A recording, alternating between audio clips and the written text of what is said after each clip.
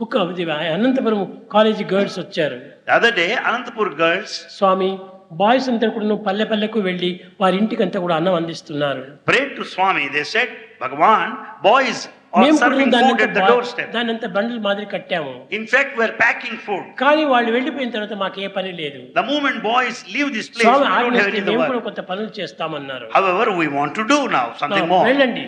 Bhagavan said, go by all means. ఈ పల్లెల లోపల దేవాలయంలో చాలా ప్రాచీనమైన దేవాలయాలు అంతా ఉన్నాయి. You find temples built in the olden ఆ times. టెంపుల్స్ అంతా కూడా కేవలం ఒక విధమైనటువంటి దుర్ప్రవర్తనతో చెడిపోతూ ఉంటున్నాయి. And all the temples are in dilapidated condition.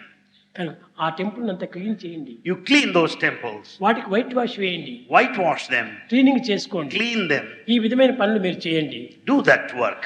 అప్పుడు బాగుపడుతుంది. దేవుని యొక్క మందిరమే మన దేహము. Body is the temple of God. దేహో దేవాలయ ప్రభుతో జీవో దేవ సనాతన. Body is the temple of God. The indweller is కాబట్టి God himself. దేవాలయానికి పెయింట్ వేస్తున్నావని అనుకోవద్దు.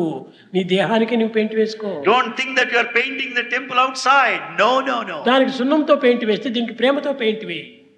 You paint the outer temple with lime. You paint your own body with love. The temple of God. అదే చాలు. That's enough. అదే సేవ. That is true, sir.